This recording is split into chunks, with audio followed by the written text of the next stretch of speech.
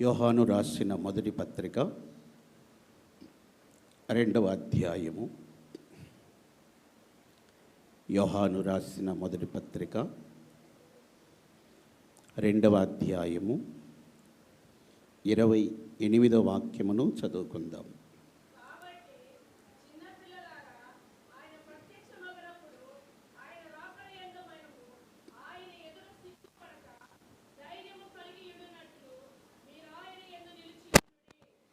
కాబట్టి పిల్లలారా, మన ప్రభు అయిన యేసుక్రీస్తు ప్రత్యక్షమైనప్పుడు ఆయన ఎదుట సిగ్గుపడకుండా ధైర్యముగా నిలవబడినట్లు ఆయన యందు మీరు నిలిచి ఉండండి. ప్రభు త్వరగా ప్రత్యక్షం కాబోతున్నారు. ఆయన ఎదుట మనము సిగ్గుపడకూడదు, ధైర్యముగా నిలవబడాలి. ప్రభు ప్రత్యక్షమైనప్పుడు ఆయన ఎదుట ధైర్యముగా నిలవబడాలి, సిగ్గుపడకూడదు. కొంతమంది సిగ్గుపడతారు. ఎందుకు సిగ్గుపడతారంటే వారి క్రియలు సరైనవిగా లేనందువల్ల, వారు చేస్తున్నటువంటి కార్యములు సరైనవిగా లేనందువల్ల వారు సిగ్గుపడతారు. అందుకే పౌలు అంటారు తిమోతికి పత్రిక రాసినప్పుడు, సిగ్గుపడనక్కరలేని పనివాని వలె నిన్ను నీవే కనుపరుచుకో. సిగ్గుపడనక్కరలేని పనివాని వలె నిన్ను నీవే కనుపరుచుకో. నీ పరిచర్య ఎక్కడ కూడా నిందించబడకూడదు, నువ్వెక్కడ కూడా నిందించబడకూడదు. సిగ్గుపడనక్కరలేని పనివాని వలె నిన్ను నీవే కనుపరుచుకో. ఎందుకు సిగ్గుపడుతున్నారు అంటే వాక్యంలో రాయబడినట్లు, పాపము అవమానం సిగ్గును తీసుకొస్తుంది, నీతి జనులు ఘనతకెక్కుటకు కారణం అని సామెతల్లో రాయబడి. సిగ్గుపడుతున్నారు అంటే దాని అర్థం ఏంటంటే పాపము. అవమానించబడుతున్నారు అంటే దాని అర్థము పాపము. పాపం తీసుకొచ్చేది అవమానము, సిగ్గు తీసుకొస్తుంది. వారు సిగ్గుతో ఆకులు కుట్టి కప్పుకొనిరి. ఎందుకు? పాపం గనుకనే వాళ్ళు సిగ్గుపడ్డారు. ప్రియమైన దేవుని బిడ్డలారా, దేవుని ఎదుట ఆయన ప్రత్యక్షమైనప్పుడు మనం నిలబడేటప్పుడు మనం సిగ్గుపడకూడదు, ధైర్యముగా నిలబడాలి. దేవుని ఎదుట మనం ధైర్యంగా ఉండాలి. దూరాన నిలబడి సుంకరి ఆకాశము వైపు కన్నులెత్తుటకైనను ధైర్యము చాలలేదు ఆయనకి. ఎందుకు ఆయనకు ధైర్యం చాలలేదు అంటే, దేవా నేను పాపిని, నన్ను కరుణించు అని అడిగాడు. పాపం ఆయనలో ఉన్నది కనుకనే ఆకాశం వైపు కన్నులెత్తడానికి కూడా ఆయనకి ధైర్యం చాలలేదు. ఆకాశం వైపు కన్నులెత్తడానికే ధైర్యం చాలకపోతే మనుష్య కుమారుడు ప్రత్యక్షమైనప్పుడు ఆయన ఎదుట నిలవబడేదానికి నీకు ధైర్యం ఎక్కడి నుంచి వస్తుంది? కనుక మనం ధైర్యంగా దేవుని ఎదుట ఆయన ప్రత్యక్షమైనప్పుడు మనం నిలవబడాలి. లూకాసు సువార్త 21వ అధ్యాయము 26వ వాక్యము. ఆకాశమందలి శక్తులు కదిలించబడతాయి, లోకం మీదికి రాబోచున్న వాటి విషయమై భయము కలిగి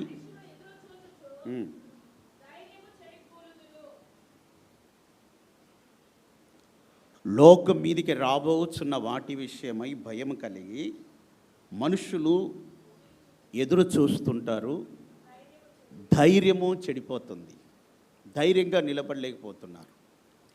ఆకాశమందలి శక్తులు కదిలించబడతాయి, లోకం మీదికి ఎన్నో విపత్తులు రాబోతున్నాయి. వీటన్నిటినీ చూసినప్పుడు ధైర్యం చెడిపోతుంది, వాళ్ళు ధైర్యాన్ని విడిచిపెడుతున్నారు. ఇవి ఆకాశంలో ఉన్న శక్తులు కదిలించబడే దినాలు, కదిలించబడుతున్నాయి. ఆకాశమందలి శక్తులు కదిలించబడుతున్నాయి. భూమి మీదికి మహాప్రళయము, ఉగ్రతలు వస్తున్నాయి. ఎన్నో ప్రళయాలు మనం చూస్తున్నాం. గత 3-4 సంవత్సరాల నుంచి యుద్ధములు, యుద్ధ సమాచారాల గురించి మనం వింటున్నాం. ఇవన్నీ కూడా మనుష్య కుమారుని రాకడకి సూచనలు. ఇవన్నీ జరిగేటప్పుడు మనుషులకి ధైర్యం పోతుంది. ధైర్యం అనేది సరిపోవట్లేదు, భయపడుతున్నారు. అందుకే వాక్యం చెప్తుంది, మనుష్య కుమారుడు ప్రత్యక్షమైనప్పుడు మీరు ఆయన ఎదుట ధైర్యంగా నిలబడేటట్లు మీరు ఆయన యందు నిలిచి ఉండండి. గనుక మనం ప్రభు ప్రత్యక్షమైనప్పుడు ధైర్యంగా నిలబడాలి. ఎవరు అవమానించబడకూడదు, ఎవరు కూడా నిందించబడకూడదు. ధైర్యముగా దేవుని ఎదుట నిలబడాలి. అలా దేవుని ఎదుట మనం ధైర్యముగా నిలబడాలంటే మనం ధైర్యమును పొందాలి. ధైర్యం పొందుకున్నప్పుడే ధైర్యముగా ఉండగలుగుతాం. పిరికాత్మ మనలో ఉంటే, అధైర్యపరిచే ఆత్మ మనలో ఉంటే మనుష్య కుమారుని ఎదుట మనం నిలబడలేము. గనుక ఎవరు పిరికాత్మతో ఉండకుండా ధైర్యంగా ఉండాలనేదే వాక్యము యొక్క హెచ్చరిక. ఎప్పుడు మనం ధైర్యముగా ప్రభు ఎదుట నిలబడగలుగుతాము? యోహాను రాసిన మొదటి పత్రిక 3వ అధ్యాయము 21వ వాక్యము.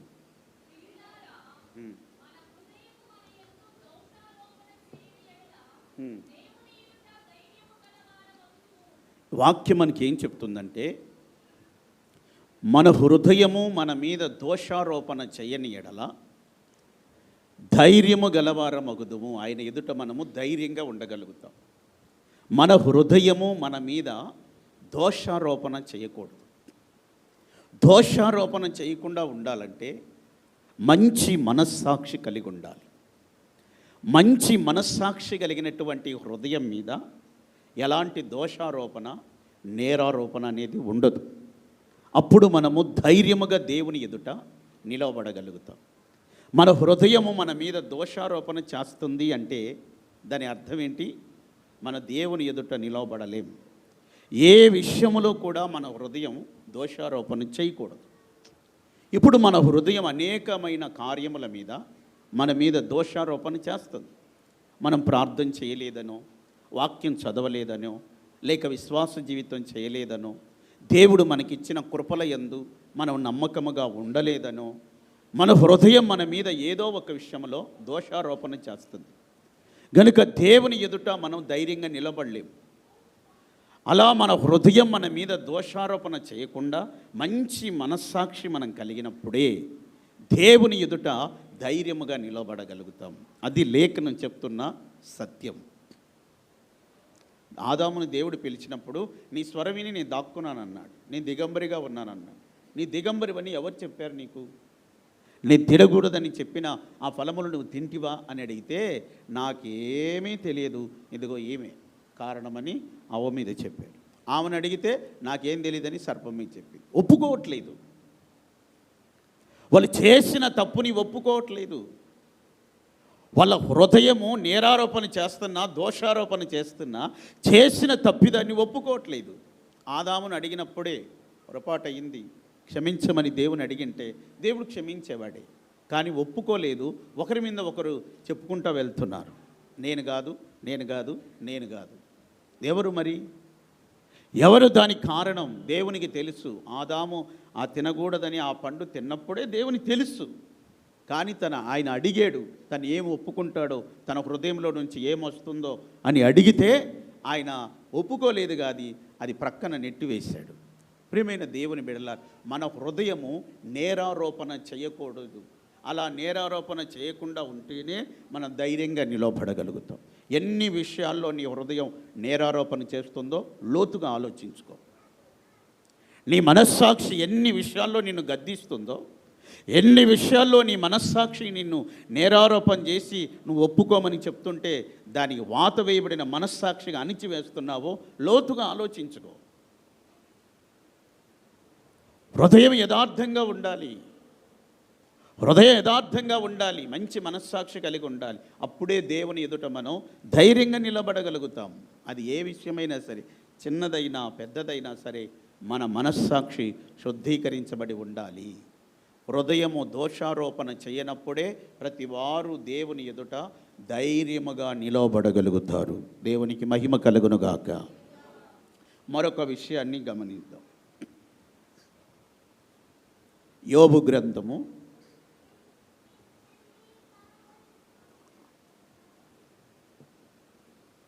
4వ అధ్యాయం.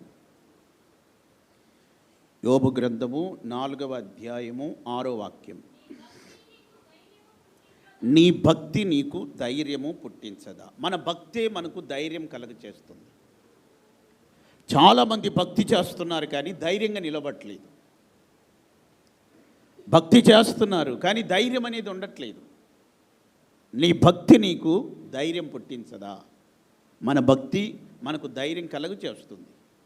కానీ భక్తి చేస్తున్నారు కానీ ధైర్యంగా నిలబడలేకపోతున్నారు, ధైర్యంగా ఉండలేకపోతున్నారు. ఎలీఫజు, యోబు యొక్క శిష్యుడైన ఎలీఫజు చెప్తున్నారు యోబుతో, నీ భక్తి నీకు ధైర్యం పుట్టించదా? యోబు ఏం చేశాడంటే తనకు వచ్చిన సమస్యను బట్టి తను పుట్టినటువంటి ఆ దినమును ఆయన దూషించుకుంటూ ఉన్నాడు. నేను పుట్టినటువంటి దినము లేకుండా ఉంటే ఎంత బాగుండేది, మగపిల్లవాడు పుట్టాడన్న ఆ వార్త వినబడకుంటే ఎంత బాగుండేది అని తను పుట్టినటువంటి ఆ తనని తానే దూషించుకుంటూ ఉన్నారు. నాకు నెమ్మది లేదు, విశ్రాంతి లేదు, నాకు సుఖం లేదు, శ్రమయే కలుగుతుంది అని ఆయన చెప్తున్నారు. అప్పుడు ఆయన స్నేహితుడైనటువంటి ఎలీఫజ్ అంటున్నారు, నువ్వు భక్తి చేస్తున్నావు, నీ భక్తి నీకు ధైర్యం పుట్టించదా?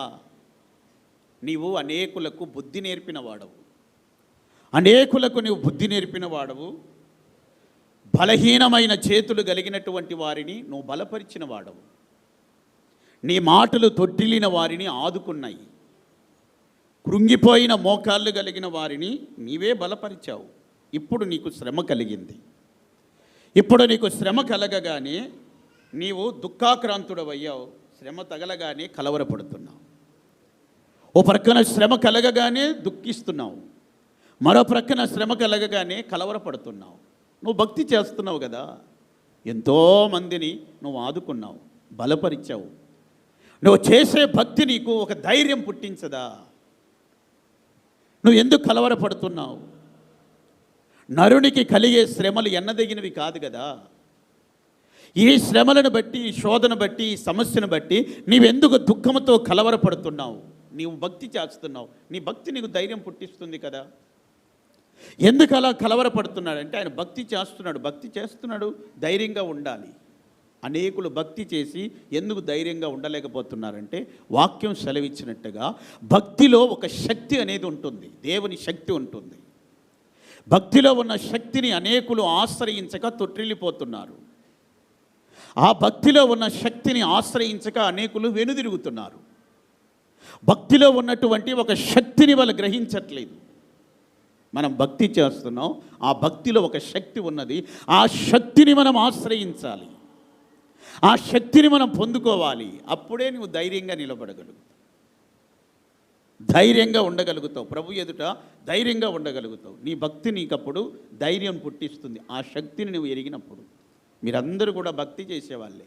చిన్న శ్రమ కలగగానే కలవరపడుతున్నారు, చిన్న శోధన రాగానే దుఃఖాకాంతులవుతున్నారు, అధైర్యపడిపోతున్నారు. ప్రియమైన దేవుని బిడలారా, మరి అలా మనం అధైర్యపడవలసిన అవసరం లేదు. యోబు గురించి దేవుడు సాక్ష్యం ఇచ్చారు. భూలోకములో యోబు వంటి యథార్థవంతుడు ఎవరు లేరని చెప్పాడు. ఎవరితో చెప్పాడు? సాతానుతో ఆయన ఈ మాట చెప్పాడు. ఇప్పుడు ఈయన కలవరపడి భక్తిలోని తొలగిపోతే, ధైర్యం లేకుండా దేవుడు సాతానుతో సవాలు విసిన మాట ఏమైపోతుంది? దేవుడు తన పక్షంగా సాతానుతో సవాలు విసిరి చెప్పాడు, యోబు వంటి వాడు భూలోకంలో లేడని. ఇప్పుడు నీవు భక్తి చేసి ఈ భక్తిలో నువ్వు ధైర్యం విడిచిపెట్టి కలవరపడి దుఃఖపడి వెనుదిరిగితే ఆ సవాలు విసిరిన మాట ఏమైపోతుంది? నీ గురించి గొప్పగా చెప్పుకున్నారు.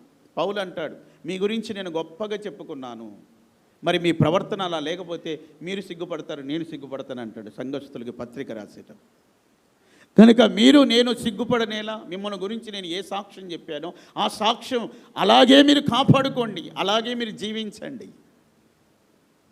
మరి దేవుడు గొప్పగా చెప్పాడు సాతాను దగ్గర, యోబు వంటి వాడు భూలోకంలో నీ లేడని చెప్పాడు, అంత గొప్ప యథార్థవంతుడని చెప్పాడు, అంత భక్తి కలిగిన వాడని చెప్పాడు. నువ్వు చూస్తేనేమి ఇక్కడ కలవరపడుతున్నావు, నువ్వు దుఃఖపడుతున్నావు. ఇవన్నీ ఎన్నదగినవి కాదు. నువ్వు చేసే భక్తే నీకు ధైర్యం పుట్టిస్తుంది. నీ యథార్థమైన ప్రవర్తనే నీ నిరీక్షణకి ఆధారముగా నిలవబడుతుంది. కనుక ప్రియమైన దేవుని బిడ్డల, మన భక్తే మనకు ఏం చేస్తుందంటే ధైర్యాన్ని పుట్టిస్తుంది. మన భక్తి వేషధారణతో ఉండకూడదు. మన భక్తి ఎలా ఉండకూడదు? వేషధారణ వలె ఉండకూడదు. నేడు చాలామంది భక్తి అనేది ఎలా ఉంటుందంటే వేషధారణతో ఉంటుంది. పైకి భక్తి కలిగిన వారి వలె కనబడుతున్నారు, కానీ దాని శక్తి ఏంటో తెలియదు. దాని శక్తి తెలిస్తే, మీరు ఆ భక్తిలో ఉన్న శక్తిని ఎరిగి ఉంటే మీరు దేవుని విడిచిపెట్టరు.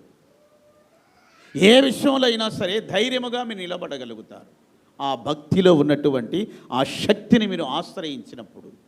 కనుక చాలామంది భక్తి వేషధారణతో చేస్తున్నారు. కొంతమంది భక్తిని సీజన్ ప్రకారం చేస్తున్నారు. భక్తిని ఎలా చేస్తున్నారు? 40 రోజులు వచ్చిందంటే చాలా నిష్టగా ఉంటారు శ్రమ దినాల్లో. ఆ శ్రమ దినాల్లో మాంసం తినరు. ఆ శ్రమ దినాలు 40 రోజుల్లో వచ్చిన వారానికి ఒక దినం శుక్రవారం వస్తే ఆ రోజంతా ఉపవసించి ఉంటారు. సీజన్ ప్రకారం భక్తి చేస్తున్నారు. 40 దినాలు అయిపోయిన తర్వాత మరలా యథా రాజా తదా ప్రజ అన్నట్టుగా మరలా వెనుదిరిగి వెళ్ళిపోతున్నారు. మరలా సంవత్సరానికి మరలా 40 దినాలు ఎదురుగా వస్తే మరలా 40 దినాలు సీజన్ ప్రకారం భక్తి చేస్తున్నారు. ఆ భక్తి ఎంతకాలం నిన్ను కాపాడుతుంది, నీకు ధైర్యాన్ని పుట్టిస్తుంది. నీవు ఆ 40 దినాలు భక్తి చేసేటప్పుడు ప్రభు వస్తే పర్వాలా, ధైర్యంగానే ఉంటావు. 40 దినాల తర్వాత వస్తే ప్రభు ఏంటి పరిస్థితి? సీజన్ అయిన తర్వాత వస్తే ఏంటి పరిస్థితి? అసలు మన దేవుడు వెతికిందే అంజూరపు ఫలాలు ఆ సీజన్ టైంలోనే దాన్ని వెతికాడు. ప్రియమైన దేవుని బిడలారా, మన భక్తి సీజన్ ప్రకారం ఉండకూడదు, వేషధారణతో కూడినదిగా ఉండకూడదు. మన భక్తి దేవుని శక్తితో కూడినదిగా ఉండాలి. అలాంటి భక్తి మనం చేసినప్పుడే దేవుని ఎదుట మనకు ధైర్యం కలుగుతుంది. దేవుని ఎదుట మనము ధైర్యముగా నిలబడగలుగుతాము.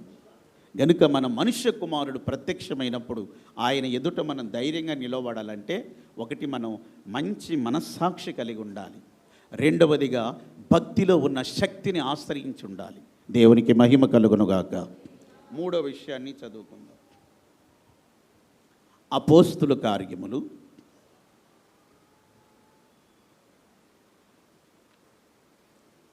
4వ అధ్యాయం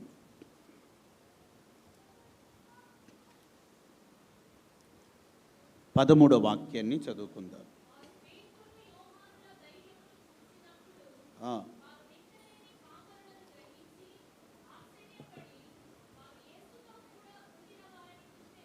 ఇక్కడ పేతురు యోహానుల ధైర్యమును చూశారు.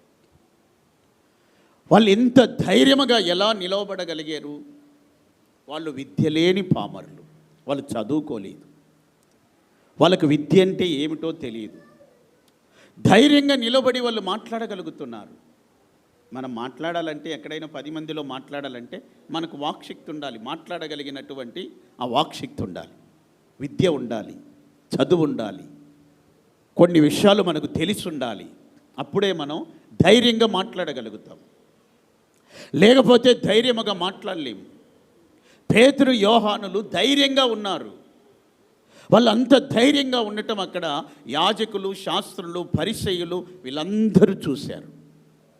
చూసి వాళ్ళు ఏం చెప్పారో తెలిసినా, వీళ్ళు చదువుకోనే లేదు, వీళ్ళు పామరులు, వీళ్ళకి ఏమీ తెలియదు, ఇంత ధైర్యంగా ఎలా నిలవబడగలిగారు?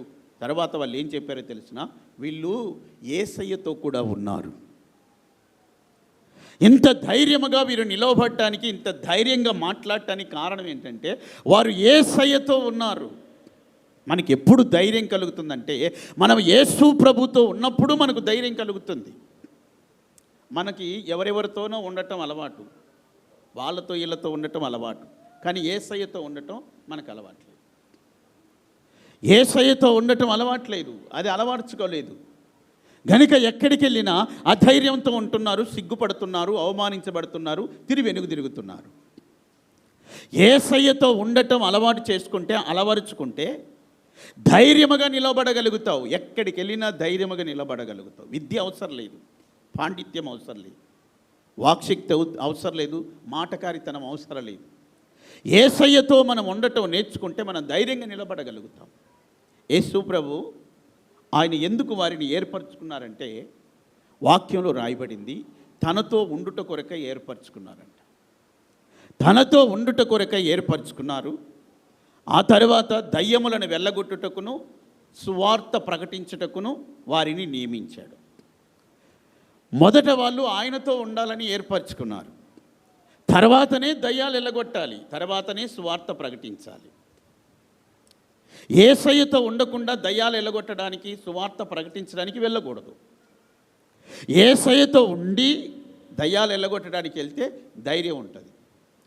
యేసయ్యతో ఉండి సువార్త ప్రకటించడానికి వెళ్తే ధైర్యం ఉంటుంది. కనుక యేసయ్యతో ఉన్నప్పుడే ధైర్యముగా ఉండగలుగుతారు. యేసయ్యతో ఉన్నప్పుడే దయ్యాలు ఎల్లగొట్టగలుగుతారు, సువార్త ప్రకటించగలుగుతారు. అది ధైర్యముతో చేయగలుగుతారు. అది ధైర్యంతో చేయగలుగుతారు. యేసు ప్రభుతో ఉండకుండానే కొంతమంది దయ్యమును ఎల్లగొట్టడానికి వెళ్ళారు. యేసు ప్రభుతో ఉండకుండానే కొంతమంది దయ్యాన్ని ఎల్లగొట్టడానికి వెళ్ళారు. దయ్యాన్ని ఎల్లగొట్టడానికి వెళ్తే ఆ దయ్యం ఏమనిందో తెలుసునా? రే మీరెవర్రా అని అడిగింది దయ్యం. మీరెవరు అని అడిగింది. మీరెవరు? యేసు నామములో పో అంటే దయ్యం చెప్తుంది, నేను యేసును ఎరుగుదును. యేసు ప్రభు ఎవరో నాకు తెలుసు. ఎవరు చెప్తుంది మాట? దయ్యం. పౌలును కూడా నేను ఎరుగుదును. మీరెవరు? వాళ్ళు ఎవరు? వాళ్ళు యేసయ్యతో ఉన్నవాళ్ళు కాదు, కానీ దయ్యాలు ఎల్లగొట్టడానికి, సువార్త ప్రకటించడానికి పూనుకున్నారు. యేసు ప్రభుతో ఉండకుండా దయ్యాలు ఎల్లగొట్టడానికి పూనుకున్నా, సువార్త ప్రకటించడానికి పూనుకున్నా దయ్యాలే నిన్ను ఎల్లగొడతాయి. ఆ దయ్యమే వాళ్ళ మీదకి ఎగిరి దూకి లొంగదీసి గెలిచి ఒంటి మీద ఉన్న బట్టలు కూడా చించేస్తే దిగంబరులై పారిపోయారని రాయబడింది. ఎందుకంటే వాళ్ళు యేసయ్యతో లేరు. యేసయ్యతో ఉన్నప్పుడే ధైర్యం ఉంటుంది. యేసయ్యతో లేకపోతే ధైర్యం ఉండదు. యేసయ్యతో ఉండటం అంటే అర్థం ఏంటి? యేసయ్యతో ఉండటం అంటే ఆయనకు మనం ప్రార్థన చేయటమే. మనం ఇప్పుడు మోకరించి గదిలోకి వెళ్ళి మోకరించి ప్రార్థన చేస్తున్నామంటే ఏంటి దాని అర్థం? మనం ఎవరితో చెప్తున్నామని? యేసయ్యతోనే చెప్తున్నామని అర్థం. ఇప్పుడు నువ్వు గదిలోకి వెళ్ళావు, తలుపులు వేసుకున్నావు, ప్రార్థన చేస్తున్నావు. ఎవరితో మాట్లాడుతున్నావు? యేసయ్యతో మాట్లాడుతున్నావు. నువ్వు మాట్లాడుతుంటే ఆయన వింటున్నాడు. వినుటకు ఆయన చెవి మందం కాలేదు, ఆయన వింటున్నాడు.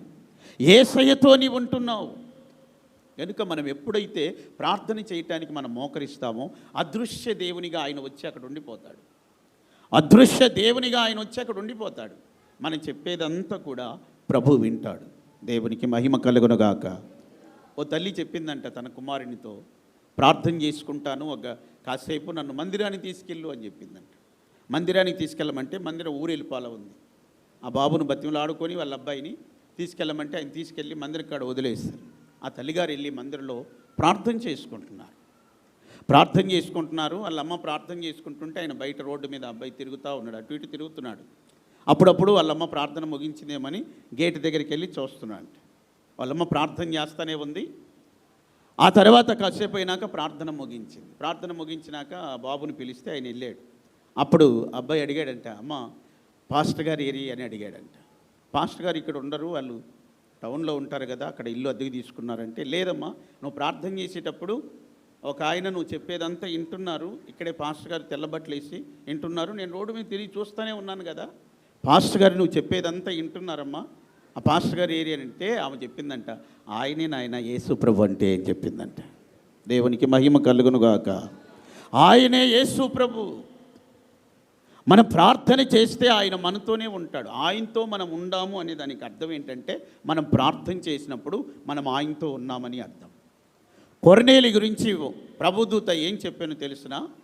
నీ ప్రార్థనలు పరలోకానికి వచ్చినాయి, నీ ప్రార్థనలు దేవునికి వినబడ్డాయి.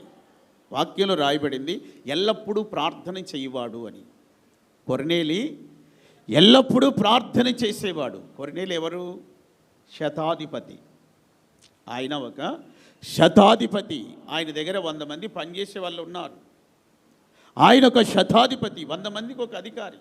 100 మందికి పనులు నిర్ణయించాలి. 100 మంది పనులు నిర్ణయించాలి, పనులకు పంపాలి, అన్నీ గమనించాలి, అన్నీ చూసుకోవాలి, తన మీద ఉన్న బాధ్యతలని. ఇవన్నీ గమనించి చూసుకుంటూనే ఆయన ప్రార్థన చేస్తున్నాడు. ఇవన్నీ గమనించి చూస్తూనే ఆయన ప్రభుతో గడుపుతున్నాడు. ఆయన చేసే ప్రార్థనలు దేవుని సన్నిధికి వెళ్ళిపోయినాయి. ఇప్పుడు మీకేం పని ఉండదు, ఏ పని ఉండదు. ఏదో ఒక ముద్ద అన్నం వండుతారు, వాళ్ళ క్యారేజ్ కట్టి పంపిస్తారు. రోజంతా ఇంట్లోనే ఉంటారు, కాసేపు బట్టలు ఉతుక్కుంటారు, అంట్లు కడుక్కుంటారు. మిగిలిన సమయం ఇల్లు చక్కబెట్టుకు, మిగిలిన సమయం అంతా ప్రార్థనలో గడపండి. యేసయ్యతో ఉండండి. మీకు ప్రభువు రాకడలో మనుష్య కుమారుని ఎదుట నిలబడడానికి ధైర్యం కలుగుతుంది. మిగిలిన సమయం అంతా నిద్రపోయి ప్రభు పిలుస్తున్నా లేవకుండా నువ్వు అలాగే పడుకొని మత్తుగా ఉన్నావనుకో, ఆయన వచ్చి పిలిచి ఆయన వెళ్ళిపోతాడు. నీతో ఉండటానికి ప్రభు వస్తాడు. ఆయనతో నువ్వు ఉండాలని ప్రభు కోరుకుంటాడు. నువ్వు ప్రార్థనలో ఉంటే అది జరుగుతుంది. కొర్నేలి బాప్తిసం పొందలేదు. కొర్నేలి పరిశుద్ధాత్మతో నింపబడలేదు. ఆయనకు రక్షణకు వచ్చినటువంటి మాటలు కూడా పెద్దగా తెలియవు, కానీ ప్రార్థన తెలుసు ఆయనకి. ప్రార్థన చేయటం తెలుసు ఆయనకి. రక్షణ గుర్చిన మాటలు తెలియకపోయినా, బాప్తిసం లేకపోయినా, పరిశుద్ధాత్మ నింపుదల లేకపోయినా ప్రార్థన చేయటం తెలుసు ఆయనకి. 100 మంది నా చేతి కింద ఉన్నారు, వారందరి కొరకు ప్రార్థన చేస్తున్నాడు. ఆయనకు అప్పగించబడిన పనుల కొరకు ప్రార్థన చేస్తున్నారు. ఆ 100 మంది చేసే పనుల కొరకు ప్రార్థిస్తున్నారు, ఎక్కడ నష్టం రాకూడదని. ఓ పక్క బంధు జనాంగం కొరకు ప్రార్థిస్తున్నారు, తన కుటుంబం కొరకు ప్రార్థిస్తున్నారు, ఇంటి వారి కొరకై మొరపెడుతున్నాడు. ప్రార్థన ఎల్లప్పుడూ ప్రార్థన చేస్తున్నాడు ఆయన. అలా ప్రార్థన చేస్తున్నాడు కనుకనే ఆ ప్రార్థన పరలోకానికి వెళ్ళిపోయి ప్రభుదూత ఆయన ప్రార్థన చేసే గదిలోనికి దిగి వచ్చినట్లుగా మన వాక్యంలో చూస్తాం. దేవునితో గడపండి, దేవునితో ప్రార్థనలో గడపండి. దేవుడు ఎప్పుడు కోరుకునేది ఏంటంటే ఆయనతో మనం గడపాలని కోరుకుంటారు. ఆయనతో మనం ఎక్కువ సమయం గడపాలని దేవుడు కోరుకుంటారు. మనం ఏం చేస్తామో తెలిసిన, కోసేపు ఏదో 5 నిమిషాలు ప్రార్థన చేసి గంట సేపు చేసినట్టుగా ఫీల్ అయిపోవటం, 10 నిమిషాలు ప్రార్థన చేసి రోజంతా ప్రార్థన చేశాను అన్నట్టుగా ఫీల్ అయిపోవటం. దేవుని ఆత్మ నడిపింపు లేకపోతే, పరిశుద్ధాత్మ నడిపింపు లేకపోతే 5 నిమిషాలు ప్రార్థన చేసి గంట చేశాను అనుకుంటావు. అదే ఆత్మ నడిపింపు నీకుంటే గంట చేసినా అప్పుడే అయిపోయిందా, 5 నిమిషాలే అయినట్టుందే అనిపిస్తుంది. ఓ నడిపింపు అనేది వస్తుంది. దేవునితో గడపగా మనకి ప్రార్థనలో ఒక నడిపింపు వస్తుంది. మనుషులతో గడపడానికి సమయాన్ని హెచ్చిస్తున్నావు. నీకున్న పని బాటలతో గడపడానికి సమయాన్ని కేటాయిస్తున్నావు. తినడానికి సమయం ఉంటుంది, తిరగడానికి సమయం ఉంటుంది, మనుషులతో సమయం గడపడానికి ఉంటుంది. కానీ దేవునితో గడపడానికి, ఆయనతో ఉండటానికి సమయం ఉంటుందా నీకు? ఆ సమయాన్ని విలువైనదని నువ్వు గుర్తిస్తున్నావా? ఆ సమయం విలువైనదని నువ్వు ఎరిగి ఉన్నావా? అది ఎరక్కపోతే రేపటి రోజున దయ్యాలే తంతాయి, దయ్యాలే ఎగురు దూకి తంతాయి, దయ్యాలే తరిమేస్తాయి. ఎవరిని యేసయ్యతో లేని వాళ్ళని ఎవరు తరిమింది? దయ్యమే కదా. కనుక మనుష్య కుమారుని ఎదుట మనం ధైర్యముగా నిలబడేదానికి మనము యేసయ్యతో గడపాలి. యేసయ్యతో గడిపినప్పుడే వాళ్ళకి అలాంటి ఒక ధైర్యం వచ్చింది. వాళ్ళలో ఏ చదువు లేకపోయినా, ఎలాంటి నేర్పరితనం లేకపోయినా వాళ్ళు ధైర్యంగా నిలబడగలిగారంటే యేసయ్యతో ఉన్నారు. అందుకే వీళ్ళు ఇంత ధైర్యంగా నిలబడగలిగారని వాళ్ళు గుర్తించారు. దేవునికి మహిమ కలుగునుగాక. మనము యేసయ్యతో ఉన్నవారమని చుట్టుపక్కల ప్రజలు, అన్యజనులంతా గుర్తించాలి. వీళ్ళు యేసయ్యతో ఉండే వాళ్ళని గుర్తించాలి. వీళ్ళ ప్రార్థన పోయేటప్పుడు ప్రార్థనలో ఉంటారు, సినిమా పోయేటప్పుడు సినిమాల్లో ఉంటారు, మనతో తిరిగేటప్పుడు మనతో వస్తారు, మనం వెళ్ళేటప్పుడు ఎక్కడ చూసినా ఉంటారులే వీళ్ళు అన్నట్టుగా ఉండకూడదు.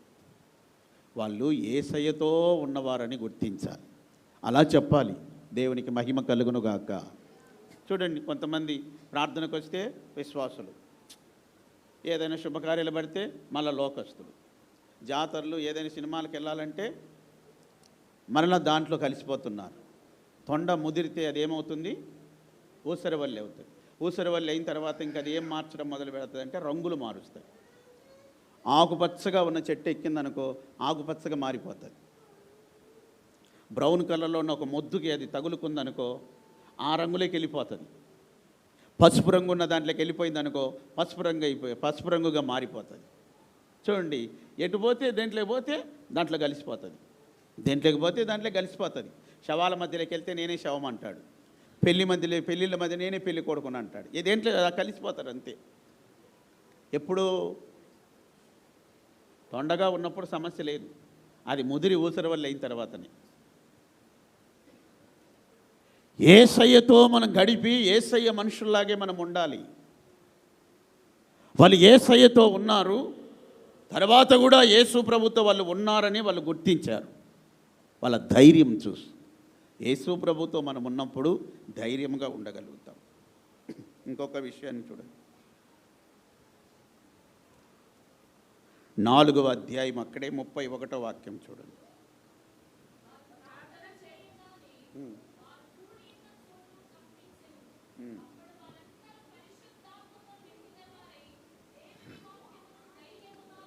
ధైర్యముగా బోధించారు. వీళ్ళకి ఎలా కలిగింది ఈ ధైర్యం అంటే, పరిశుద్ధాత్మతో నిండుకున్నారు. పరిశుద్ధాత్మతో నిండుకున్నారు కనుకనే వాళ్ళు ధైర్యముగా వాక్యము బోధించగలిగారు. ఆ పరిశుద్ధాత్మతో వాళ్ళు నిండుకొనక మునుపు ప్రార్థన చేశారు. ప్రార్థన చేసినప్పుడు వారు కూడి ఉన్నటువంటి ఆ చోటు అంతా కూడా కంపించింది, ఒక భూకంపంలాగా కంపించింది. అనేక ప్రాంతాలు ఇప్పుడు కంపించిపోతున్నాయి. ప్రార్థన వల్ల కాదు, మరణ ఆయుధాలు వేసుకొని ఒకరి మీద ఒకరు ఆ బాంబులతో కూడిన రాకెట్లు వేసుకొని ఆ ప్రాంతాలు కంపించిపోతున్నాయి. ఈరోజు వార్తల్లో చూశాను, ఇజ్రాయెల్లో భూమి కంపించింది, ఒక భూకంపం వచ్చింది అని. ప్రియమైన దేవుని బిడలారా, ఇక్కడ ప్రార్థన చేసినప్పుడు భూమి కంపించింది. వాళ్ళు పరిశుద్ధాత్మతో నిండుకున్నారు, ధైర్యముగా దేవుని మాటలు బోధించగలిగారు. పరిశుద్ధాత్మతో నిండుకుంటే ధైర్యం అనేది మనకు కలుగుతుంది. దేవుని ఆత్మతో మనం నిండుకున్నప్పుడే ధైర్యముగా మనం మాట్లాడగలుగుతాం. స్టెఫెన్ ఎవరో తెలుసునా? పరిశుద్ధాత్మతో నిండినవాడు. పరిశుద్ధాత్మతో నిండినవాడు. ఆయన బోధిస్తుంటే వాళ్ళందరూ పళ్ళు పటపట కొరికారు, రాళ్ళు తీసుకున్నారు, ధైర్యం విడిచిపెట్టలేదు. రాళ్ళు విసిరి ఆయన కొట్టి గాయపరిచారు, మోకాళ్ళ మీదకి వచ్చాడు. వీళ్ళు ఏం చేస్తున్నారో తెలియదు ప్రభా, వారిని క్షమించమని అడిగాడు. ధైర్యం విడవలేదు.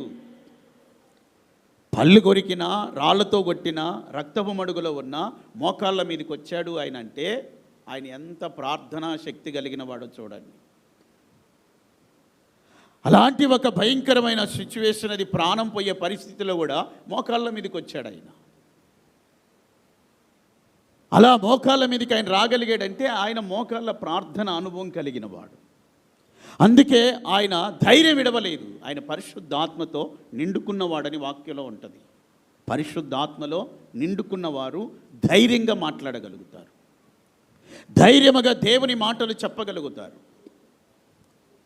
ఈడ రాయబడినటువంటి ఈ ధైర్యంగా మాట్లాడేటటువంటి వీళ్ళే పరిశుద్ధాత్మ పొందనప్పుడు, పరిశుద్ధాత్మతో నింపబడినప్పుడు పేతురు యేసు ప్రభుతో ఉన్నవాడవు కదా అంటే నాకు తెలియదని తప్పించుకొని బయటికి వెళ్ళిపోయాడు. యేసు ప్రభుని పట్టుకోగానే మార్కు ఒంటి మీద ఉన్న వస్త్రం కూడా జారి విడిచి పారిపోయాడు దిగంబరిగా. ఎవరు లేరు శిష్యులు, ఒక యోహాను తప్ప ఆ శిలువకు అప్పగించబడినప్పుడు అందరూ పారిపోయారు.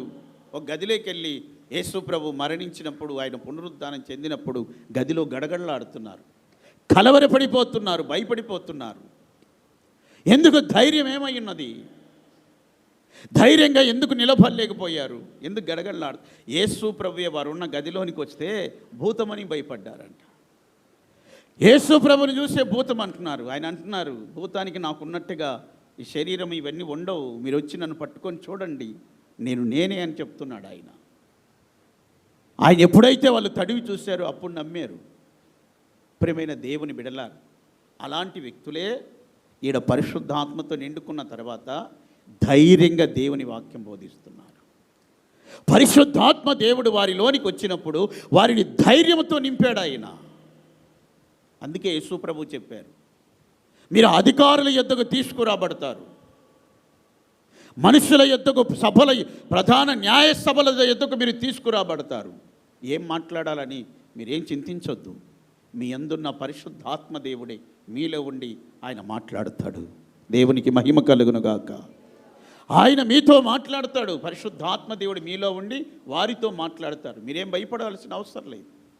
దేవుని ఆత్మ నింపుదల అనేది మనం కలిగినప్పుడే మనలో ఒక ధైర్యం అనేది ఉంటుంది. పరిశుద్ధాత్మతో మనం నిండినప్పుడే ఆత్మైన దేవుడు మనల్ని ధైర్యపరుస్తారు. పౌలు పరిశుద్ధాత్మతో నిండినవాడు. ఆయన ఆత్మతో నిండి ఆయన పరవశించిపోయాడు. ఆ స్టీమర్లో వాళ్ళు ప్రయాణం చేసేటప్పుడు, రోమ్కి ప్రయాణం చేసేటప్పుడు చాలా కష్టాలు ఎదుర్కొన్నారు. పెనుగాలులు ఎదురైపోయి, ఓడ బద్దలైపోయి చాలా బాధలు పడి కష్టాలు ఎదుర్కొన్నారు. ఓడలో ఉన్న వారికి ప్రాణంతో బయటపడతామన్న నమ్మకం లేక భయపడి అధైర్యపడిపోయారు.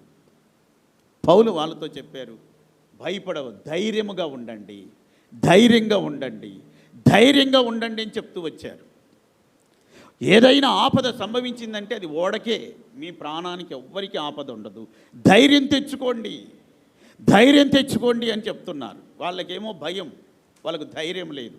ఈ సముద్రంలో ఎక్కడ మునిగిపోతామో, ఓడ ఏ టైంలో పాడైపోతుందో, ఎప్పుడు మనం మునిగిపోతామో, ప్రాణాలు పోతామని వాళ్ళకు ధైర్యం. పౌలు అదే ఓడలో ఉన్నాడు. వాళ్ళకున్న ప్రాణమే కదా ఆయనకు ఉండేది, వాళ్ళున్న ధోనిలోనే కదా ఆయన ఉండేది. వాళ్ళు చనిపోతే ఆయన చనిపోతాడు కదా. కానీ ఈయన ధైర్యంగా ఉన్నాడు, ఈయన ధైర్యంగా ఉన్నాడు.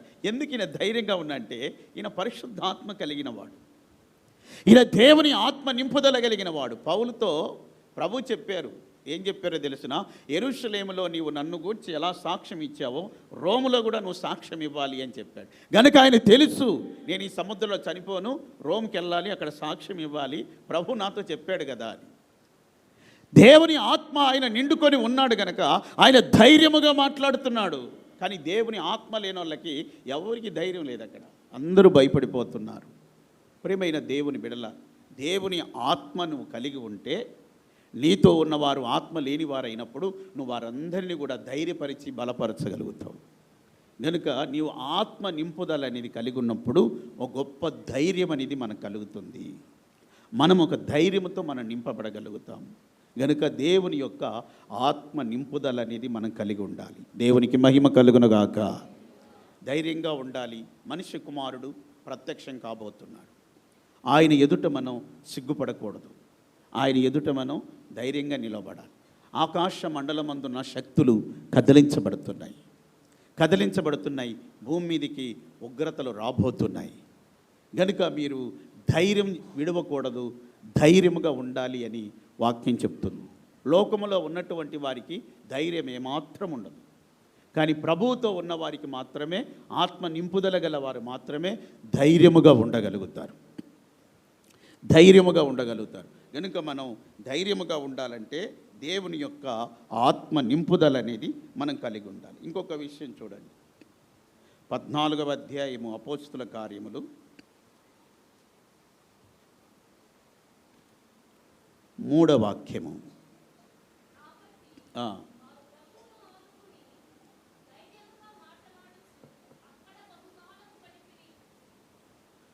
ప్రభు మీద ఆనుకొని ధైర్యంగా మాట్లాడుచు అక్కడ బహుకాలము గడిపిరి. ప్రభు వారి చేత సూచక క్రియలు అద్భుతాలు చేయించి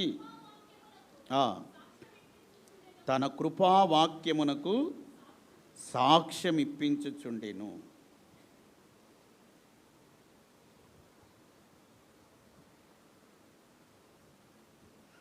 చూడండి, ఇక్కడ వాక్యం ఏం చెప్తుందంటే, వారు ప్రభువు మీద ఆనుకొని ధైర్యముగా మాట్లాడారు.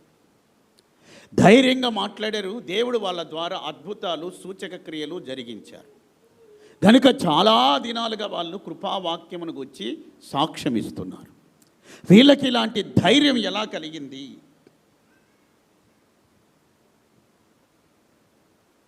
ఈ ధైర్యం వాళ్ళకి ఎలా కలిగింది అంటే, వాళ్ళు ప్రభువు మీద ఆనుకున్నారు. మనం ఎవరి మీద ఆనుకోవాలి? దేవుని మీద ఆనుకోవాలి. ప్రభువు మీద ఆనుకున్నప్పుడు మనకు ధైర్యం కలుగుతుంది. మనుషుల మీద ఆనుకున్నారనుకో, మనుషుల మీద ఆనుకుంటే ఏమవుతుంది? మనుషులు తప్పుకుంటారు. నువ్వు మనిషి మీద ఆనుకుంటే మనిషి తప్పుకుంటాడు, అప్పుడు నువ్వు పడిపోతావు. ఏదో అధికారాలు ఉన్నాయి కదా అని అధికారాల మీద ఆనుకుంటే అధికారాలు కలిగిన వాళ్ళు ఏం చేస్తారంటే తప్పుకుంటారు. నీకున్న ధనం మీద, నీకున్న ఉద్యోగం మీద, నీకున్న పదవి మీద నీవు ఆనుకుంటే అది క్షణిక కాలమే ఉంటుంది. కనుక మనం ఆనుకోవాల్సింది ప్రభువు మీద ఆనుకోవాలి. అప్పుడు నీకు ధైర్యం కలుగుతుంది. చాలామంది దేవుని మీద ఆనుకోరు, తమకున్న ఆయుధాల మీదే ఆనుకుంటారు. తమకున్నటువంటి ఆయుధాల మీదే ఆనుకుంటారు. ఆయుధాల మీదే ఆనుకున్నాడు ఎవరు? గొలియాతు. తనకున్న ఎత్తరి, తనకున్న కండబలం మీద ఆనుకున్నాడు. తన ఈటె చాలా పెద్దది ఆనుకున్నాడు. తనకున్నటువంటి ఆయుధాల మీదే ఆయన ఆనుకున్నాడు. ఆయుధాలు కాపాడేయా? ఆయనకున్న ఈటె కాపాడిందా? ఆయన వేసుకున్న కవచం కాపాడిందా? ఆయనకున్న శక్తి సామర్థ్యాలు కాపాడేయా? కాపాడలేదు. బోర్ల పడ్డాడు. దావీదు వెళ్ళి చంపేశాడు. ప్రియమైన దేవుని బిడ్డల, దేవుడు మనకి కొన్ని కృపలు ఇచ్చుండవచ్చు మన ఆత్మీయ జీవితంలో ఎదుగుదల కొరకై. వాటి మీద మనం ఆనుకోకూడదు. వాటిని ఇచ్చిన ప్రభువు మీద మనం ఆనుకోవాలి. దేవుడు నీవు పోషించబడేదానికి, నీ పిల్లలు పోషించబడేదానికి నీకు ఒక వ్యాపారం ఇచ్చి ఉండొచ్చు, నీకు ఒక ఉద్యోగం ఇచ్చి ఉండొచ్చు. దాని మీద నువ్వు ఆనుకోవద్దు. అది నీకు ఇచ్చిన ప్రభువు మీద నువ్వు ఆనుకోవాలి. అప్పుడు నువ్వు ధైర్యంగా ఉండగలుగుతావు. ప్రభు ఇచ్చినవి ఏదైనా అది మన సౌఖ్యం కొరకు, మన నెమ్మది కొరకు ప్రభు ఇస్తాడు. అంతేగాని వాటి మీద ఆనుకోమని కాదు ఇచ్చేది. ప్రభువు మీద మనం ఆనుకోవాలి. దేవునికి మహిమ కలుగునుగాక. ఇశ్రాయేలుని ఒక రాజు పరిపాలన చేసేటప్పుడు షోమ్రోను పట్టణాన్ని సిరియనులు ముట్టడి వేశారు. ముట్టడి వేసినప్పుడు కరువు కోరల్లో చిక్కబడ్డారు. తినడానికి తిండి లేదు. రొట్టె కాల్చుకోవడానికి కూడా పిండి దొరకని పరిస్థితికి వచ్చారు. ఒక గాడిద యొక్క తల ఆ దినాల్లో 80 రూపాయలకు అమ్మారు. పావురపు యొక్క రెట్ట 5 రూపాయలకు అమ్మారు. అంత టైట్ అయిపోయింది. ఆహార పదార్థం దొరకలేదు. 2 స్త్రీలు ఒక ఒప్పందానికి వచ్చి వాళ్ళ బిడ్డల్ని చంపుకొని తినేంత స్థితికి వచ్చారు. ఒక బిడ్డను చంపుకొని తిన్నారు కూడా. అలాంటి కరువు, ఇలాంటి కరువులో, ఇలాంటి భయానకమైన పరిస్థితిలో ఆ రాజు ఎలీషా ప్రవక్త దగ్గరికి ఒక పనివాని పంపిస్తే ఆయన ఏం చెప్పారో తెలిసిన, రేపు ఈ వేళకి ఒక మానికకి మెత్తని సన్నని పిండి అమ్మబడుతుంది. 2 అదేంది రూపాయి 2 మానికల ఎవలు. చదవమ్మా వాక్యం. రేపు ఈ వేళకి రూపాయి 1కి ఒక మానిక సన్నని పిండి, రూపాయి 1కి 2 మానికల ఎవలు అమ్మబడతాయి. ఆయన చెప్తున్నారు ఎలీషా ప్రవక్త, రేపు ఈ వేళకంతా 1 రూపాయికే ఒక మానిక సన్నని పిండి అమ్ముతారు. 1 రూపాయికే 2 మానికల ఎవలు అమ్ముతారు. మీరు 80 రూపాయలు పెట్టి ఒక గాడిద తల కొన్నారు, 5 రూపాయలు పెట్టి ఒక పావురపు రెట్ట కొన్నారు, కానీ పిండి దొరక ఎన్నో తిప్పలు పడ్డారు. రేపు ఈ వేళకి ఇలా జరుగుతుంది అని ఆయన చెప్తే, ఆ ఇశ్రాయేలు రాజు ఒక అధిపతి మీద ఆనుకొని ఉన్నాడంట. ఆ ఆనుకున్న అధిపతి ఏమన్నాడో తెలుసిన, దేవుడు ఆకాశానికి వాకిన్లు తెరిచిన, కిటికీలు తెరిచిన అలాగు జరుగునా అన్నాడు. అంటే ఈ రాజు ఎవరి మీద ఆనుకొని ఉన్నాడు? ఒక అవిశ్వాసపు మాటలు కలిగిన వాని మీద ఆనుకున్నాడు. దేవుని కార్యములు ఎరగని వ్యక్తి మీద ఆనుకున్నాడు. ప్రవక్తల మాటలు నమ్మనటువంటి ఒక అధిపతి మీద ఆనుకొని ఉన్నాడు ఈ రాజు. ఆయన మీద ఆనుకున్నాడు. ఎవరి మీద ఆనుకుంటున్నారో తెలిసిన, అవిశ్వాసుల మీద ఆనుకుంటున్నారు. విశ్వాసులు వెళ్ళి అవిశ్వాసుల మీద ఆనుకుంటున్నారు. మనుషుల మీద ఆనుకుంటున్నారు. నువ్వు లేకపోతే అంతే సంగతి అని. మనుషులు ఈరోజు ఉంటారు, రేపు ఉండరు. ఎవరి మీద మనం ఆనుకోవాలి? ఎవరి మీద ఆనుకొని మనం జీవించాలి? మనం ప్రభువు మీద ఆనుకుంటే మనకు ధైర్యం కలుగుతుంది. అవిశ్వాసపు మాటలు కలిగిన వాడు అతను, ప్రవక్త చెప్పిన మాటలు నమ్మని వ్యక్తి అతను. అతని మీద ఈ రాజు ఆనుకొని ఉన్నాడు. అతడు ఏమంటున్నాడో తెలుసిన, దేవుడు ఆకాశ వాకిన్లు కిటికీలు తెరిచిన అలాగు జరుగునా. ఆయన చెప్పాడు, నువ్వు చూస్తావు కానీ అనుభవించవు రేవు అని చెప్పాడు ఎలీషా ప్రవక్త. నువ్వు చూస్తావు ఇది, కానీ నువ్వు అనుభవించలేవన్నా. అదే జరిగింది. జనాలందరూ తెచ్చుకోవడానికి ఆహార పదార్థాలు వెళ్తున్నారు. గేటు కాడ నిర్ణయించబడ్డాడు. జనాలు ఎక్కువైపోయి తొక్కి చంపేశారు అతన్ని. ప్రియమైన దేవుని బిడ్డలారా, అతడు చూశాడు కానీ అనుభవించలేదు. అలాంటి వ్యక్తుల మీద మనం ఆనుకోకూడదు. వాక్యంలో రాయబడింది, అరణ్య మార్గంలో ప్రియుని మీద ఆనుకొని వచ్చుచున్న ఈమె యువతి అని. అరణ్యములో ప్రియుని మీద ఆనుకొని ఆమె వస్తుంది. ఎవరు ఈమె? ఆమె ఎవరు అంటే ఆమె ప్రియుని మీద ఆనుకున్న మనిషి. అరణ్యం అంటే అర్థం ఏంటో తెలిసిన, ఎవరు ఉండరు అరణ్యంలో. అరణ్యములో ఎవరు ఉండరు, ఎవరు పలకరించే వాళ్ళు ఉండరు. ఒకవేళ నువ్వు ఏదైనా చెప్పినా వినేవాళ్ళు ఉండరు. నీ చేయి పట్టుకొని నడిపించడానికి ఎవరు ఉండరు. అది ఆకలి దప్పిక కలిగిన జీవితం. అరణ్య జీవితం అంటే ఇది. ఎవరు నువ్వు చెప్పేది వినిపించుకోరు, నువ్వు చెప్పేది ఎవరు అర్థం చేసుకోరు, నువ్వు చెప్పడానికి కూడా అక్కడ ఎవరు ఉండరు. అందరూ చెయ్యి విడిచిపెట్టిన ఒక స్థితి అరణ్య జీవితం. ఆ పరిస్థితిలో ఆమె ఏం చేస్తుందో తెలుసిన, తాను ఎరిగిన తను నమ్మిన ఆ ప్రియుని మీద ఆనుకుంది. ఆయన ఆమెను తీసుకొని వస్తున్నాడు. ప్రియమైన దేవుని బిడ్డల, ఆమె సంఘానికి సాదృశ్యముగాను ఆ ప్రియుడే ప్రభు అయిన యేసుకు సాదృశ్యం కనబడుతుంది.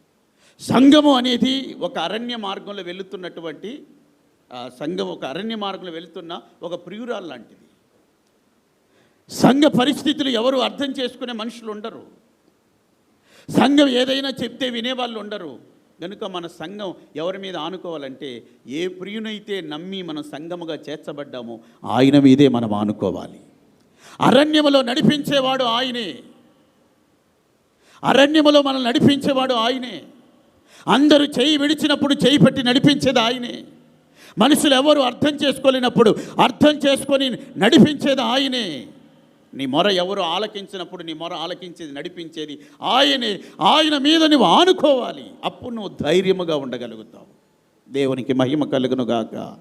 అవిశ్వాసపు మాటలు కలిగిన వాళ్ళని, దేవుని మాటలు నమ్మనటువంటి వారిని, ప్రభుని ఎరుగని వారిని, అన్ని జనుల్ని, విగ్రహారాధనని, అధికారులు, లోకాధికారుల్ని ఇలా నమ్ముకొని వాళ్ళ మీద ఆనుకున్నారంటే వాళ్ళు తప్పుకుంటారు, మీరు పడిపోతారు.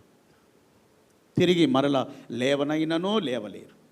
గనుక ప్రియమైన దేవుని బిడల, మనం ప్రభువు మీద ఆనుకోవాలని వాక్యం చెప్తుంది. అప్పుడే మనము ధైర్యముగా ఉండగలుగుతాం. దేవునికి మహిమ కలుగునుగాక. ఇంకో విషయాన్ని చదువుకుందాం. ఎఫెసీ పత్రిక 3వ అధ్యాయం.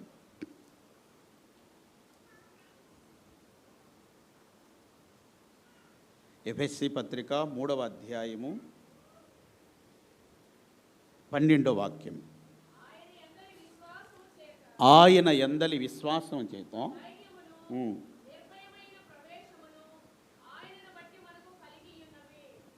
చూశారా, ఆయన యందు మనకు విశ్వాసం ఉంది. ఆ విశ్వాసం వలన మనకు ధైర్యం కలుగుతుంది. దేవుని మీద ఉన్న విశ్వాసమే మనకు ధైర్యం కలగచేస్తుంది. ఇప్పుడు దేవుని మీద లేదు విశ్వాసం. రాళ్ళ మీద, రప్పల మీద, మనుషుల మీద, స్నేహితుల మీద, పరిచయస్తుల మీద నమ్మకం పెంచుకుంటున్నారు. మనుషుల దగ్గర అడుక్కు తింటున్నారు. దేవుని మీద లేదు ఒక విశ్వాసం. మనుషుల దగ్గర అడుక్కు తినటం నేర్చుకున్నారు. అది విశ్వాస జీవితం అంటారా? అది విశ్వాస జీవితం అంటారా? దేవుని కొరకు మనం ఎదురు చూడాలి. దేవుని కొరకు ఎదురు చూడాలి. మనుషులను ఎప్పుడు మనం అడుక్కోవలసినటువంటి అవసరత లేదు. నాకు కూడా ప్రారంభ దినాల్లో విశ్వాస జీవితం అనేది తెలిసేది కాదు. తెలిసేది కాక ఏదైనా అవసరమైతే నేను సంఘంలో విశ్వాసులందరికీ మైకులో అనౌన్స్ చేసేవాడిని. ఫలాంది మనకు అవసరం ఉంది, అది మనకు కావాలి, దాని కొరకు మీరందరూ ఖర్చు పెట్టండి, డబ్బు తీసుకురండి, మీ కష్టాజీతాన్ని ఖర్చు చేయండి అని చెప్పేవాడిని. కానీ అది విశ్వాస జీవితం కాదు. అది విశ్వాస జీవితం కాదది. పాత నిబంధన కాలంలో దేవుడు మోషేతో చెప్పేవాడు, మందిరానికి అవసరమైనవన్నీ ఇశ్రాయేలులకి ఆజ్ఞాపించు, వాళ్ళు తీసుకొస్తారని చెప్పేవాళ్ళు. అప్పుడు వాళ్ళు ఏం చేసేవాళ్ళంటే, వాళ్ళకి ఏం అవసరం ఉందో, వెండి కావాలా, బంగారు కావాలా, వస్త్రాలు, నూలు పోగులు కావాలా, ఎరుపు నూలు కావాలా, ఇవన్నీ కూడా ఇశ్రాయేలులకి వాళ్ళు ఆజ్ఞ ఇచ్చేవాళ్ళు, ఇది అవసరమని. అప్పుడు ఇశ్రాయేలులు ఏం చేసేవాళ్ళంటే వాటిని తీసుకొచ్చి ఇచ్చేవాళ్ళు. ఇది ఎప్పుడు జరిగింది? ఇది పాత నిబంధనలో జరిగింది. పాత నిబంధన కాల సేవలు ఏంటంటే వాళ్ళు అనౌన్స్మెంట్ చేసేవాళ్ళు. కొత్త నిబంధన సేవ ఏంటంటే, కొత్త నిబంధన సేవ ఇశ్రాయేలులకి ఆజ్ఞాపించాల్సిన అవసరం లేదు. నీవు విశ్వాసంతో బయలుదేరాలి, విశ్వాసంతో బయలుదేరాలి. అది క్రొత్త నిబంధన సేవ. పాత నిబంధనలో అయితే ఆజ్ఞ ఇవ్వాలి, వాళ్ళు తీసుకొచ్చి ఇవ్వాలి, అవి కట్టడలై. క్రొత్త నిబంధనలో ప్రభు అలా చెప్పలేదు, మీరు ఆకాశ పక్షుల్ని విచారించి వెళ్ళిపోండి అని చెప్పాడు.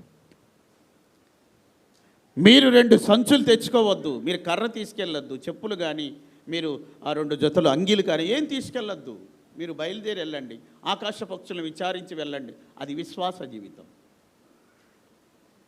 విశ్వాస జీవితం అది వాళ్ళకి నేర్పింది విశ్వాస జీవితం. పాత నిబంధన కాల పరిశుద్ధులందరూ కూడా మనం లేకుండా వాళ్ళు సంపూర్ణులు కారు. మనం లేకుండా వాళ్ళు సంపూర్ణులు కారు. వాళ్ళందరూ కూడా అలాగే నిలిచున్నారు. వాళ్ళందరూ అలాగే నిలిచున్నారు. ఎప్పుడు? మనం వచ్చేంత వరకు నిలిచున్నారు. క్రొత్త నిబంధనకి సంబంధించిన మనం వచ్చేంత వరకు వాళ్ళు అలాగే పాతాళ వేదనలు పడుతూనే ఉండాలి. ఎప్పుడైతే మనం వచ్చామో క్రొత్త నిబంధనకు సంబంధించి యేసయ్య రక్తము చేత నిబంధన చేయబడిన ఒక జనాంగముగా మనం వచ్చామో అప్పుడు వారికి మనల్ని బట్టి సంపూర్ణ సిద్ధి చెందారు. దేవునికి మహిమ కలుగునుగాక. హల్లెలూయా. వాళ్ళకి ఎంతో సాక్ష్యం ఉంది. పాత నిబంధన పరిశుద్ధులకి ఎంతో సాక్ష్యం ఉంది. అయినా మనం లేకుండా వారు పరిపూర్ణులు కాలేదని హెబ్రీ పత్రికలో రాయబడింది. వాళ్ళు సంపూర్ణులు కాలేదు. ఎందుకంటే వాళ్ళకు ఆజ్ఞ ఇస్తే వాళ్ళు తీసుకొచ్చే వాళ్ళు విశ్వాసంతో ఉన్నారు. కానీ మనం అలా కాదు. మన విశ్వాస జీవితాన్ని దేవుడు మన విశ్వాస జీవితాన్ని అలా రెట్టింపు చేశాడు. వాళ్ళకున్న విశ్వాసం కంటే మనకున్న విశ్వాసాన్ని ఇంకా వృద్ధి చేశాడు. అందుకే మనం లేకుండా వాళ్ళు సంపూర్ణులు కాలేదు. నాకు కూడా ప్రారంభ దినాల్లో ఈ సేవలో విశ్వాస జీవితం అనేది తెలిసేది కాదు. తర్వాత నేను కొంతకాలం అయిన తర్వాత ఒక దైవ సేవకులు, ఒక పాస్టర్ గారు విశ్వాస జీవితాన్ని గురించి బోధిస్తుంటే నేను చాలా విషయాలు విని నేర్చుకున్నాను. అప్పటి నుంచి నేను విశ్వాసాలను ఎవరిని అడగదలుచుకోవట్లేదు. ప్రార్థన చేయమని చెప్తాను, పలానా అక్కర ఉంది ప్రార్థించండి అని చెప్తాను. కానీ మీ కష్టార్జితం తీసుకురండి, మీ డబ్బు తీసుకురండి, నాకు ఇది కావాలా అది కావాలని నేను ఎప్పుడూ చెప్పలేదు. ఆ తర్వాత ఎప్పుడూ చెప్పలేదు. నేను విశ్వాస జీవితం లేకుండా జనాల్ని అడిగినప్పుడు వాళ్ళు హెల్ప్ చేసేవాళ్ళు, కొంతవరకు హెల్ప్ చేసేవాళ్ళు, సహాయం చేసేవాళ్ళు. కానీ ఇప్పుడు నేను దేవుని మీద ఆధారపడి విశ్వాసంతో చేస్తున్నాను కనుక నాకు ఇప్పుడు ఏదీ తక్కువ ఉండట్లేదు. దేవునికి మహిమ కలుగునుగాక. జనాల్ని అడిగి తెప్పించుకున్నప్పుడు ఏదో కొరత పడుతూనే ఉండేది, అది అయిపోయేది, మరలా ఇంకోటి కొరత ఉండేది. ఇప్పుడైతే నేను అలా ఎప్పుడూ కొరతగా లేను. దేవుడు నన్ను సమృద్ధిగా నింపాడు. ఎందుకంటే మన విశ్వాస జీవితంలో కొరత అనేది ఉండదు. దేవునికి మహిమ కలుగునుగాక. మన విశ్వాస జీవితం కలిగినప్పుడే, విశ్వాసమందు మనం నిలిచినప్పుడే ధైర్యం అనేది మనలో ఉంటుంది.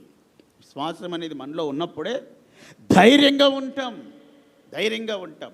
ఆయన ఏం చెప్పారో తెలుసునా? ఆ పాస్టర్ గారు చెప్పారన్నాను కదా, ఆయన బోధిస్తున్నారు. మీరు ఏదైనా ఒక సేవకులకు బోధిస్తున్నారు. ఒక చర్చి మీరు కన్స్ట్రక్షన్ చేసేటప్పుడు, వర్క్ చేసేటప్పుడు మీరు విశ్వాసంతో ప్రభుని అడగండి. అది దేవుని ఇల్లు, దేవుడు కడతాడు, ప్రభు కట్టనిది మన ప్రయాస వ్యర్థమని చెప్పాడు ఆయన. అప్పుడు ఎవరైనా మీరు కట్టేటప్పుడు కొంతమంది విశ్వాసులు అక్కడికి వస్తారు. వచ్చినప్పుడు ఇది చాలా లక్షలతో కూడినటువంటి పని, ఇది మీరు ఎలా చేస్తున్నారు, ఇది మీరు ఎలా జరిగిస్తున్నారు, మీరు ఎలా చేయగలుగుతున్నారు, మేము ఏదైనా హెల్ప్ చేయాలా, సహాయం చేయాలంటే అప్పుడు మీరు చెప్పండి, మాకు అన్నిటికీ మించిన విశ్వాసం ఉంది, ఇది విశ్వాసంతో చేస్తున్నామని చెప్పండి అని చెప్పాడు. అలా చెప్పండి. అంతేగాని మీరు డైరెక్ట్గానో ఇండైరెక్ట్గానో మీరు అందరు ఇస్తే కదా మేము ఇది చేస్తుందని మీరు మాట్లాడొద్దు అని చెప్పాడు ఆయన. మీరు డైరెక్ట్గా చెప్పొద్దు, ఇండైరెక్ట్గా చెప్పొద్దు. ప్రభువునందు విశ్వాసం ఉంది, నాకు విశ్వాసం కొదవలేదని చెప్పండి, దేవుడు సహాయం చేస్తాడని చెప్పాడు. ప్రియమైన దేవుని బిడ్డలారా, అలాంటి ఒక విశ్వాస జీవితాన్ని మనం నూరిపోసుకోవాలి హృదయంలో. ఏది కావాలన్నా మనం ప్రభుని అడగాలి. డబ్బు ఉండొచ్చు కానీ కొనలేం, డబ్బు ఉండొచ్చు కానీ కొనలేం. దేవుడు అనుమతించకుండా ఏమీ చేయలేం. అనుకుంటాం కొన్నిసార్లు, ఇంత డబ్బు ఉంది కదా, ఇది ఎందుకు మనం కొనలేకపోయాము, ఇంత డబ్బు ఉంది కదా, ఎందుకు ఇది చేయలేకపోయాము, ఎందుకు ఇది కొనలేకపోయాము అంటే దేవుడు అనుమతించండి మనం ఏం చేయలేము. దేవుడు అనుమతించిన తర్వాతనే మనం ఏదైనా చేయగలుగుతాం. దేవునికి మహిమ కలుగునుగాక. మనుష్య కుమారుడు ప్రత్యక్షమైనప్పుడు విశ్వాసం కనుగొనునా? ఇది ఒక క్వశ్చన్ చూడండి. మనుష్య కుమారుడు ప్రత్యక్షమైనప్పుడు విశ్వాసమును కనుగొనునా? నాలో ఆయన విశ్వాసాన్ని కనుగొంటాడు అనే వాళ్ళు గట్టిగా హల్లెలూయా చెప్పండి. ఉచితంగా వచ్చిందని హల్లెలూయా పడేయద్దు. మీరు చెప్పేది ఒక ఒప్పుకోలతో చెప్తున్నారు. నాలో ఒక విశ్వాసం ఉంది, అది ప్రభు కనుగొంటాడు అని. ఎంతవరకు మనలో ఒక విశ్వాసం ఉంది, ప్రభు దాన్ని కనుగొనబోతున్నాడు. మనలో ఎంతవరకు విశ్వాసం ఉందో మనం మీరు చెప్పుకోవచ్చు, నేను చెప్పుకోవచ్చు నాలో ఇంత విశ్వాసం ఉందని, మీరు చెప్పుకోవచ్చు నాలో ఇంత విశ్వాసం ఉందని. కానీ ప్రభు కనుగొన్నప్పుడు ఉండాలి కదా, ఆయన కనుగొన్నప్పుడు ఆ విశ్వాసం కనబడాలి కదా. మనుష్య కుమారుడు ప్రత్యక్షమైనప్పుడు విశ్వాసమునే కనుగొనబోతున్నాడు. దేవునికి మహిమ కలుగునుగాక.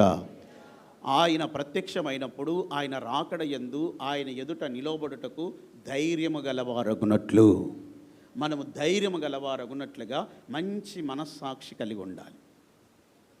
మంచి మనస్సాక్షి కలిగి ఉండాలి. ఆ తర్వాత మనం ప్రభువు మీద ఆనుకోవాలి. యేసయ్యతో మనం గడపాలి. మన భక్తి శక్తిని ఆశ్రయించాలి. మన భక్తిలో ఉన్న శక్తిని ఆశ్రయించాలి. విశ్వాస జీవితాన్ని కాపాడుకోవాలి. ఇవన్నీ మనకు ధైర్యం కలగజేసే కార్యాలు కనుక మనల్ని మనం తగ్గించుకొని ప్రభుకు అప్పగించుకుందాం. మనిషి కుమారుడు ప్రత్యక్షం కాబోతున్నాడు. ఆకాశ మండలం దురాత్మలన్నీ కదిలించబడబోతున్నాయి. మనం ప్రభు యొద్ద నిలబడబోతున్నాం. ఒక ధైర్యముతో మనం నింపబడదాం. పరిశుద్ధాత్మతో నిండినప్పుడే వారికి ధైర్యం కలిగింది. అందరూ మోకరించి త్వర చిన్న ప్రార్థన చేసుకొని ప్రభుకు అప్పగించుకుందాం. యేసయ్యా నీకు స్తోత్రం స్తోత్రం స్తోత్రం.